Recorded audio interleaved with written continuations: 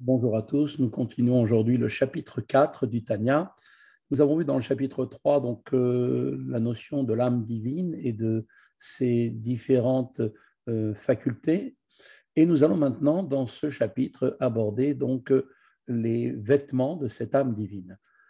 L'Admor Hazaken commence tout de suite en nous disant dans le chapitre 4 Ve'od yesh lechol nefesh elokit shelosha levushim. En plus de ces 10 facultés abordées au chapitre 3, chaque âme divine a 3 vêtements. L'âme possède donc 3 pouvoirs auxiliaires qui sont en fait les instruments au moyen desquels elle s'exprime. Comme des vêtements, l'âme peut les utiliser à son gré. Quand l'âme utilise l'une de ces 3 forces, eh bien, on dit qu'elle est revêtue et à l'image donc d'un vêtement qui traduisent donc la beauté et la noblesse de celui qui les porte, eh bien, l'intellect et les sentiments de l'âme trouvent en fait là aussi à s'exprimer par ses pouvoirs. She'en marshava dibur ou maaseh shel taryag mizvot Torah. Quels sont ces 3 vêtements? Eh bien, ce sont la pensée, la parole et l'action dans les 613 commandements de la Torah. Rabbi Shneur Zalman va maintenant nous expliquer comment l'âme divine s'habille de ces vêtements et s'exprime à travers eux. Que chez Adam,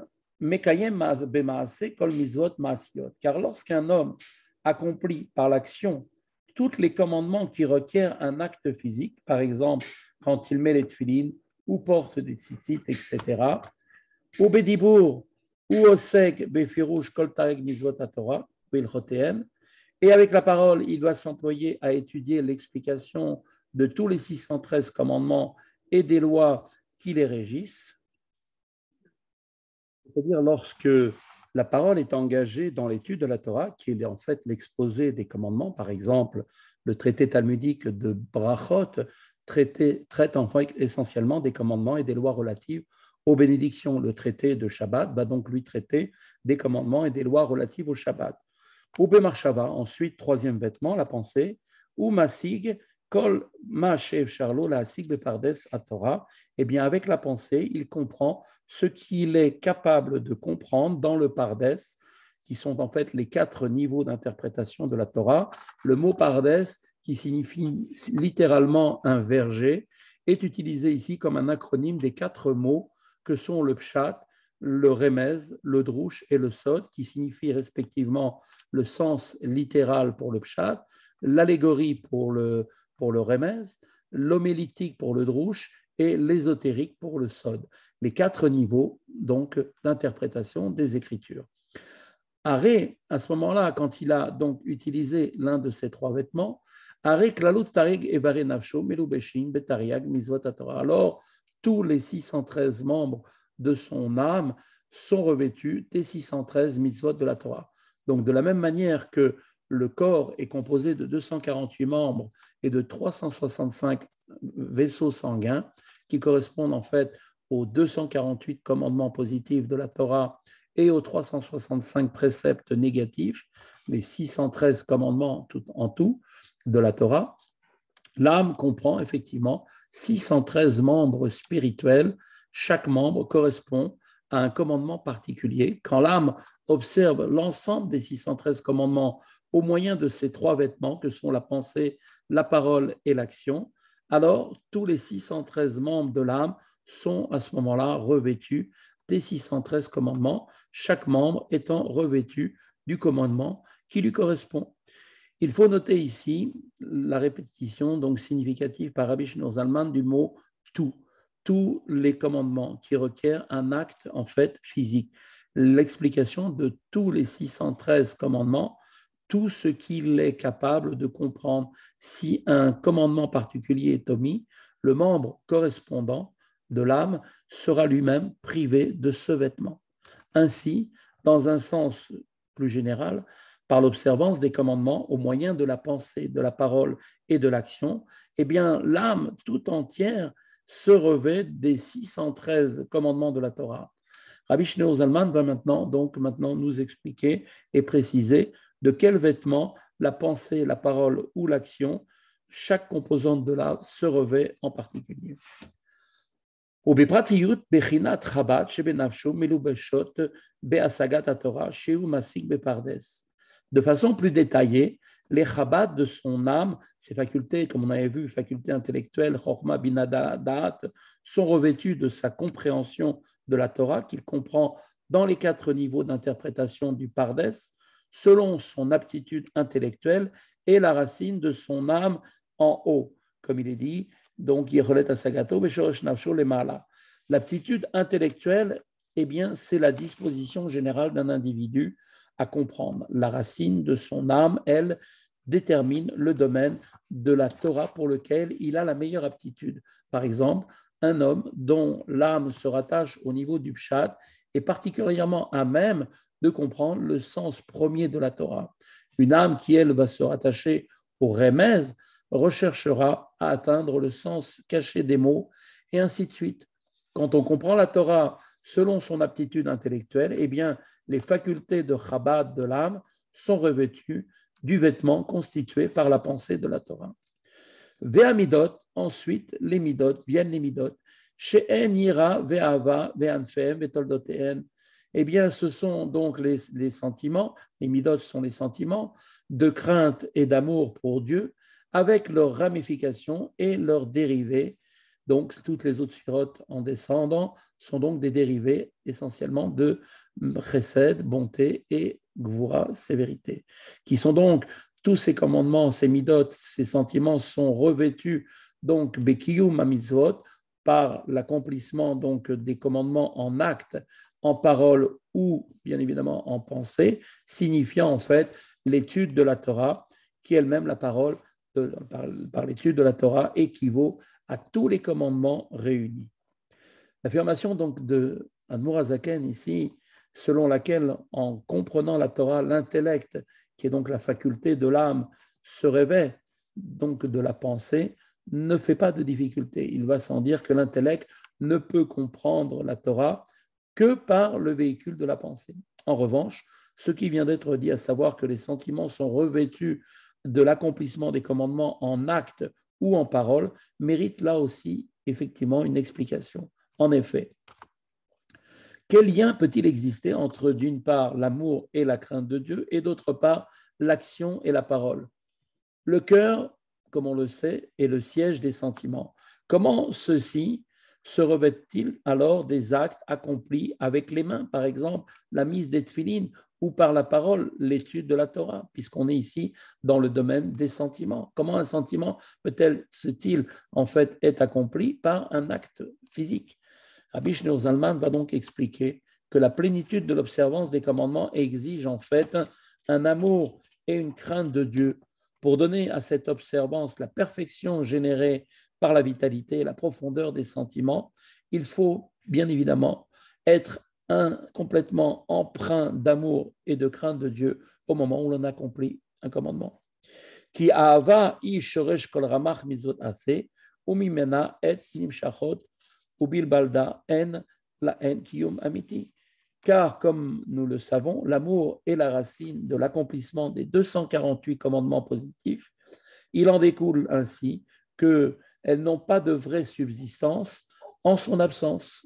Tout commandement doit être habité avec une âme, en quelque sorte.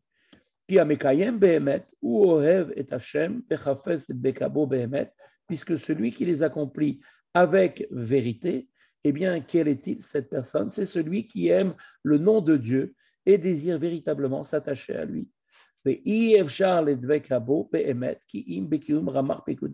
Or, il est impossible de s'attacher véritablement à Dieu si ce n'est que par l'accomplissement des commandements, qui sont eux-mêmes ces commandements, Shem Ramach Evarim de Malka, qui sont, si l'on peut dire, les membres du roi, les 248 membres du roi, de Dieu, le roi de l'univers, si l'on peut s'exprimer ainsi, comme il sera expliqué par ailleurs, donc comme on verra un petit peu plus loin dans le chapitre 23.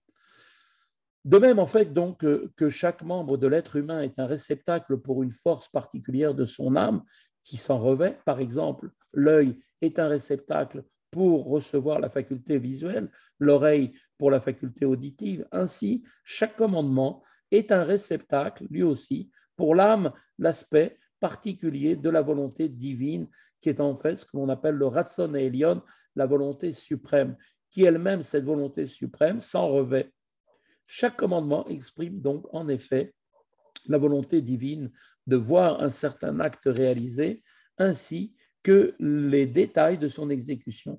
Il est donc clair maintenant qu'en accomplissant les commandements, on se lie à Dieu, dont ils sont en fait la volonté.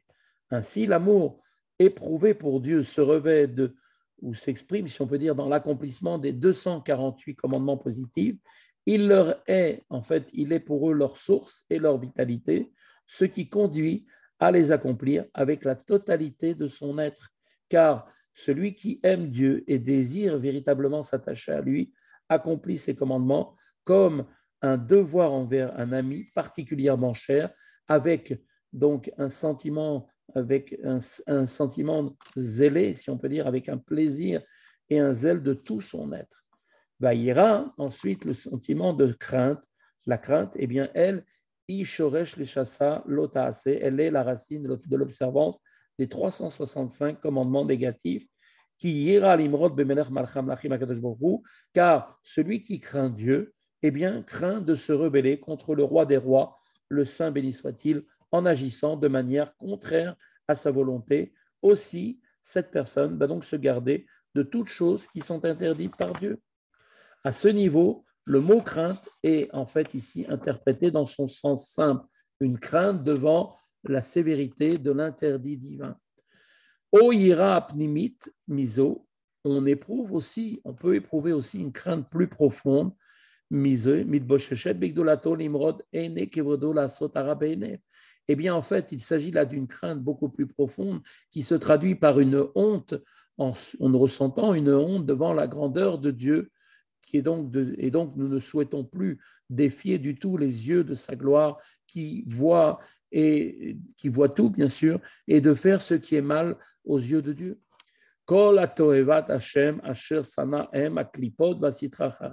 C'est-à-dire que tout ce que Dieu déteste, que sont les choses abominables qui sont haïes par Dieu, que sont les clipotes, et la sitra achara, ce qui est en fait la traduction, la sitra achara veut dire l'autre côté, qui est en fait ce qui est à l'opposé de la sainteté.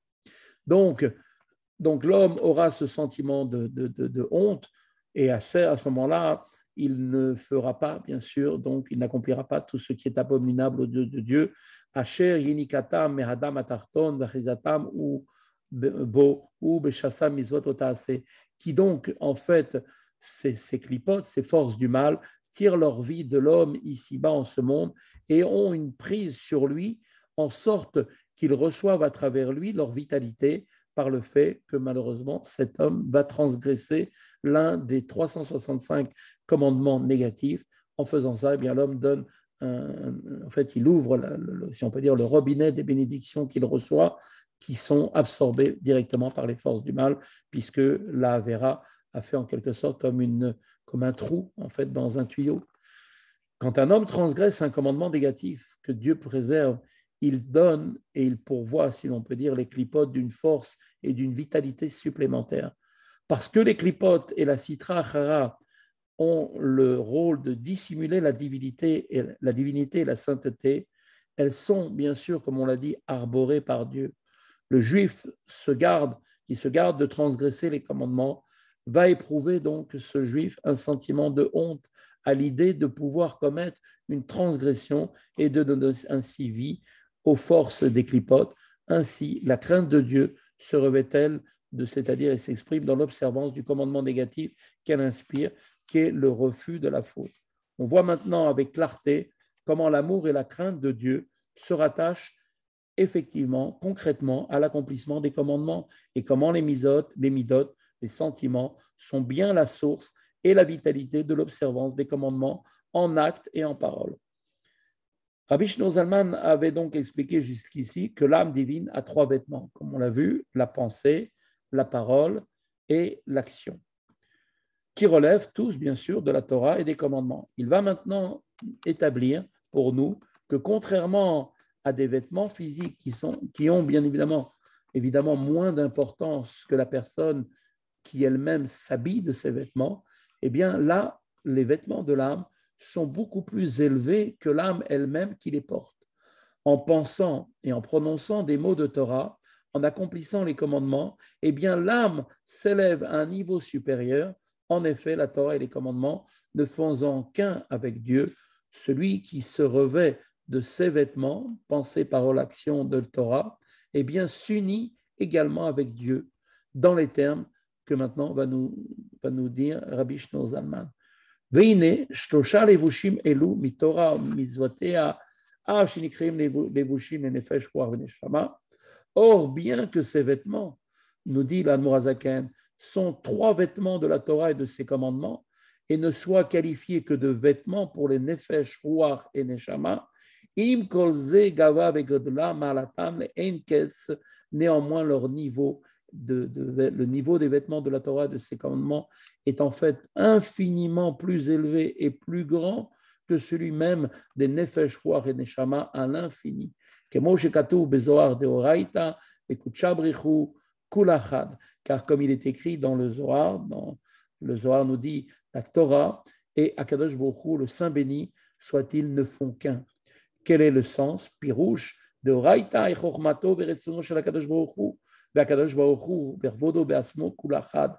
Cela signifie en fait que la Torah, comme nous le savons, qui est elle-même la sagesse et la volonté d'Akadosh Baruch Hu, le Saint béni soit-il, eh bien, la sagesse de la Torah n'est ni plus ni moins que l'expression de la sagesse de Dieu, et la loi qui en ressort représente l'expression de sa volonté. Et Akadosh Baruch Hu, dans sa gloire et dans son essence, ne font qu'un. Car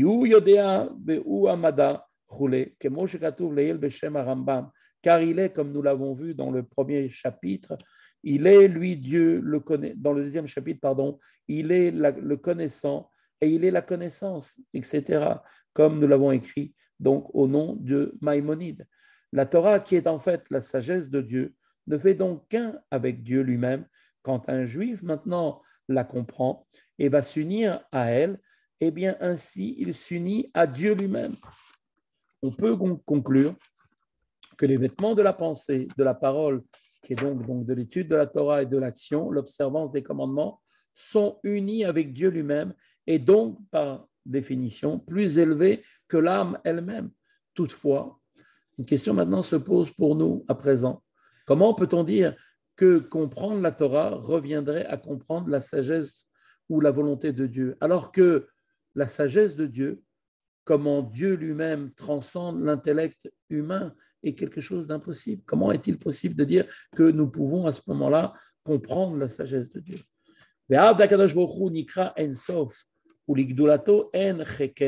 Et bien que concernant Dieu, il soit appelé En Sof, infini, et que, en fait, comme il est dit dans le psaume 145, il est dit sa grandeur ne peut pas être sondée et qu'aucune pensée ne peut le saisir.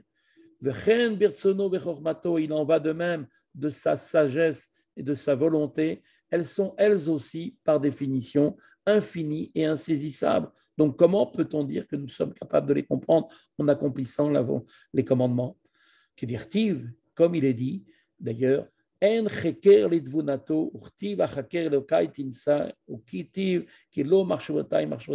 il est écrit dans Ishaïa, son intelligence à Dieu ne peut pas être sondée.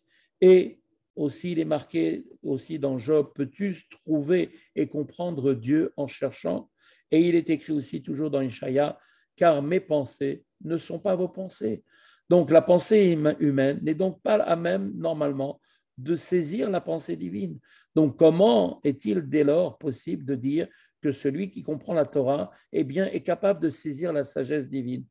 L'Admor HaZaken va donc répondre en vérité que Dieu a en réalité, dans son immense bonté, à comprimer et à abaisser, si l'on peut dire, sa sagesse en l'habillant des termes et des objets physiques de la Torah et des commandements pour la rendre saisissable par l'intelligence humaine et permettre ainsi de se lier à lui. Et né alze amrou bemkom shata motse gdulato shel hakadosh baruch hu ata usham ata motse anvantunuto. À ce propos, pour répondre à la question posée par cette rupture entre l'intelligence humaine et la sagesse divine, nos chachamim nous ont dit dans Megillah Là où tu trouves la grandeur d'Akadosh Baruch Hu, le Saint béni soit-il, tu trouves son humilité. En d'autres termes, comment peut-on approcher la grandeur de Dieu, la trouver réellement et s'unir à elle? Eh bien, à travers son humilité, c'est-à-dire du fait qu'il s'est abaissé à notre niveau.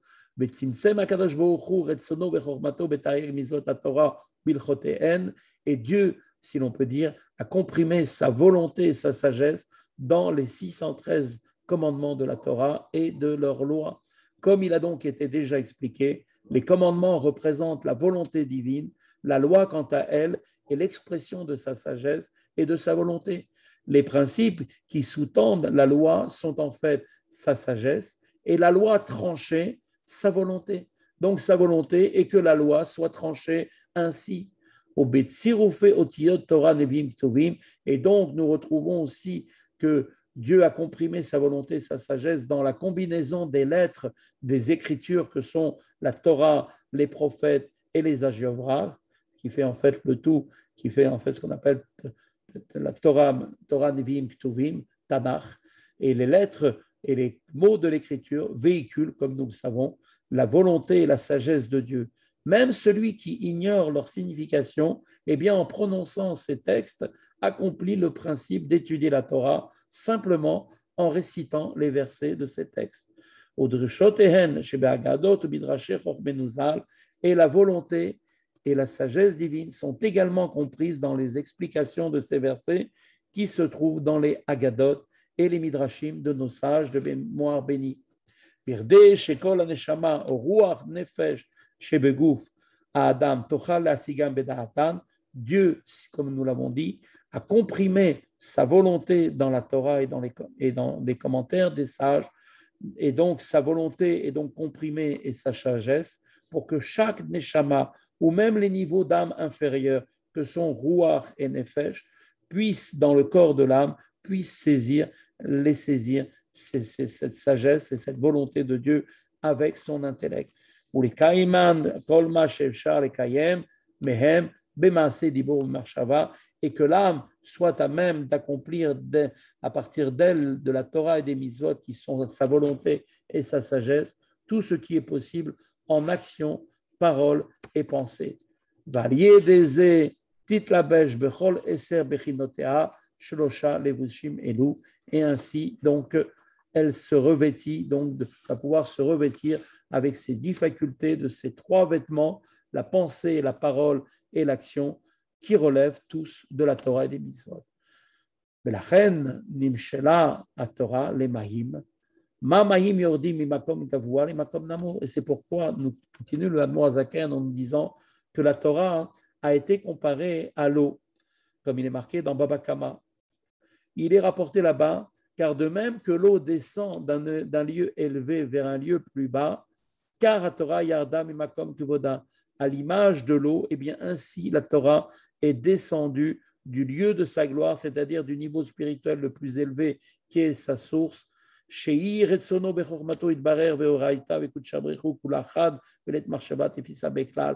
est en fait la source de la Torah, étant la volonté, la sagesse de Dieu, et la Torah et Dieu, comme nous l'avons vu, ne font qu'un, et aucune pensée, comme nous l'avons dit, ne peut le saisir.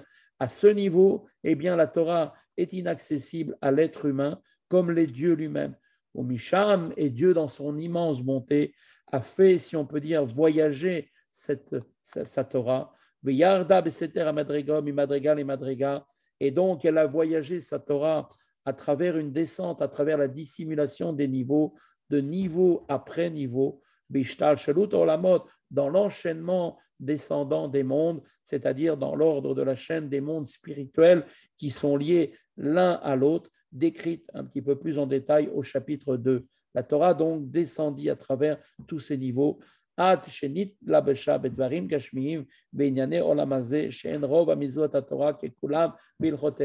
donc la Torah a voyagé et descendu jusque dans notre monde où elle s'est revêtue d'objets matériels et de sujets de ce monde qui, en fait, constituent la quasi-totalité des commandements de la Torah et de leurs lois. Comme nous le savons, presque tous les commandements requièrent des objets physiques. Les tzitzit, par exemple, sont faits de laine. Les téphilines, eux, de cuir. même les mitzvot spirituels font intervenir des objets matériels dans leur halachot. Les lois qui régissent, par exemple, leur application pratique, par exemple, la mitzvah d'aimer son prochain, quoique essentiellement spirituelle, puisqu'il s'agit d'un sentiment, puisqu'elle relève d'un sentiment donc d'amour, exige malgré tout que l'on aide son prochain matériellement, financièrement, de manière concrète, en faisant un acte de tzedaka ou d'une bonne action pour lui. Autant d'expressions matérielles et pratiques d'une mitzvah spirituelle sont mis à notre disposition.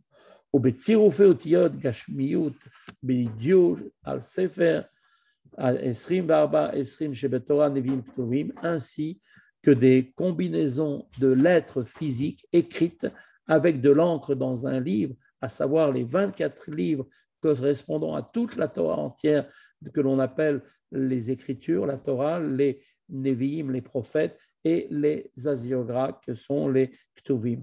Les lettres écrites véhiculent la sainteté de la volonté de la sagesse de Dieu. Kedei shete kol marshavat fisaba vafilu bechinat dibur maase shel mata mimadrega marshavat fisa bahen umitlabeshet bahem. La Torah a donc subi cette immense descente afin que la pensée de tout homme soit à même de les saisir la volonté et la sagesse de Dieu, et que même la parole et l'action qui sont d'un niveau inférieur à la pensée puissent aussi les saisir et s'en revêtir en observant les commandements en parole et en action.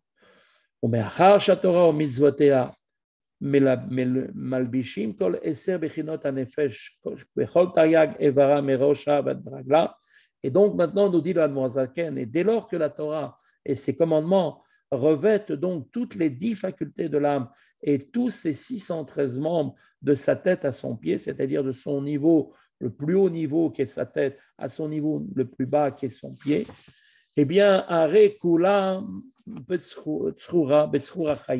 eh bien, l'âme est totalement liée à Dieu dans le lien de la vie, comme il est rapporté dans Shmuel, véritablement. Et à ce moment-là, il se passe que la lumière même de Dieu enveloppe totalement l'homme qui est en train d'accomplir les mitzvot et la volonté de Dieu. Elle l'enveloppe et la revêt de sa tête à son pied.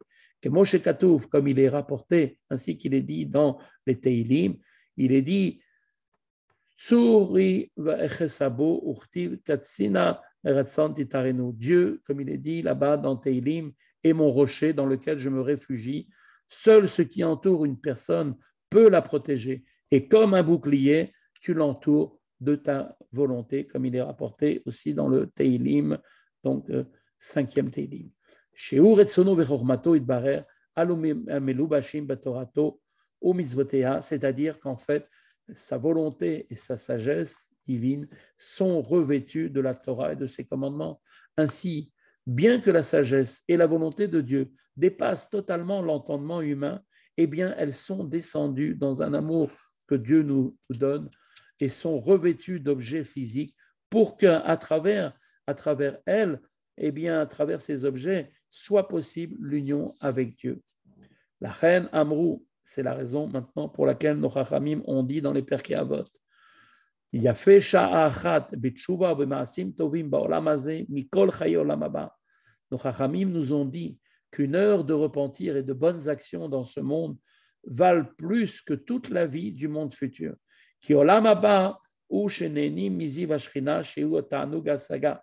Car la récompense dans le monde futur consiste à se délecter dans le rayonnement de la présence divine, comme c'est marqué dans la Gemara Brachot, ce qui est en fait un plaisir qui dérive de la compréhension du divin.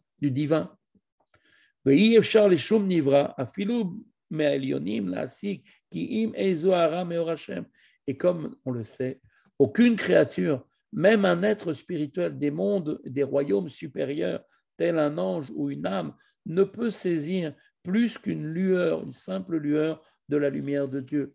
La reine Nikra Beshem Ziv Ashrina, c'est pourquoi cette récompense des âmes dans le monde futur est appelée le rayonnement de la présence divine, étant donné qu'il ne s'agit que d'une manifestation lointaine de la lumière divine. Aval, mais Dieu lui-même, comme on le sait, dans sa gloire et dans son essence, aucune pensée ne peut le saisir. Et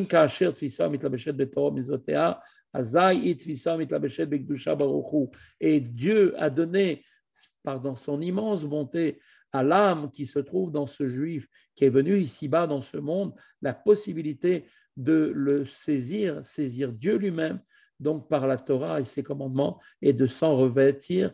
Et alors, à ce moment-là, eh bien, on peut dire qu'il saisit Dieu lui-même et s'en revêt. De Oraita avec Utshabrechu ou Kula Chad, comme nous l'avons déjà dit, la Torah et Akadosh Baruch Hu, le Saint béni soit-il, ne font qu'un. Telle est donc la supériorité de la Torah et des mitzvot dans ce monde par rapport à la vie du monde futur. Dans le monde futur, l'âme ne peut appréhender qu'une lueur du divin, simple lueur. Dans ce monde, à travers la Torah et les mitzvot, l'âme s'unit à Dieu lui-même. C'est lui-même que nous attrapons.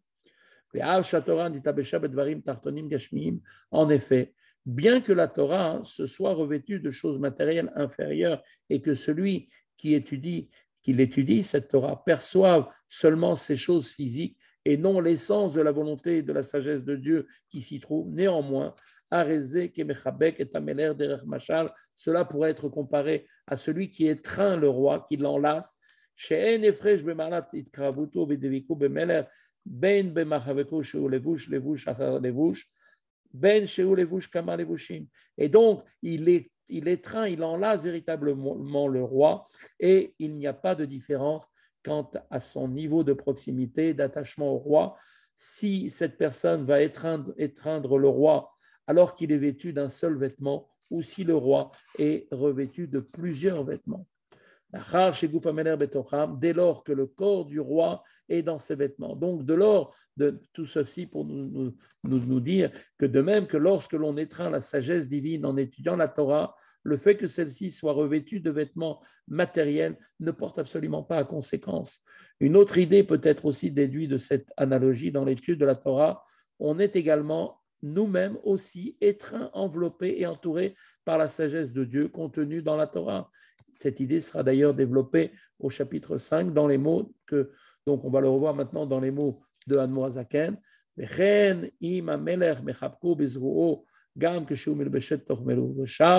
il nous dit donc de même quand le roi va étreindre ce juif avec son bras, bien que le roi soit revêtu de ses amis, pour montrer que l'étude de la Torah est similaire à l'étreinte d'un roi. Rabbi Shneur Zalman remarque que Moshe Katou veimeno techabekeni, ainsi qu'il est dit dans le Cantique des Cantiques, sa main droite de Dieu m'étreint, Shei Torah Shenitam Yamim, qui en fait ceci fait référence à la Torah appelée elle-même la main de Dieu, main droite de Dieu, parce qu'elle fut donnée par la main droite de Dieu, comme cela est rapporté dans le Deutéronome, Shei Bichinat Chesed Umayim, car la Torah est lié à la dimension de chesed, la bonté, et à la notion de l'eau.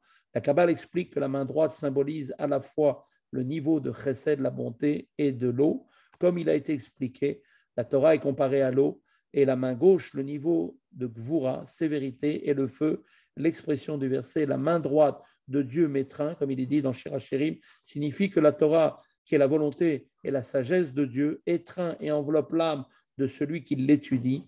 Et le lien que l'étude de la Torah crée entre l'âme et Dieu est double. L'âme étreint Dieu et elle-même, elle est aussi enlacée et étreinte par Dieu lui-même, qui est en fait, par l'étude de la Torah, on voit que cette étude de la Torah est en cela supérieure aux autres mitzvot, comme nous allons le montrer, si Dieu veut, dans le prochain chapitre. En attendant, à très bientôt et une bonne continuation à tous.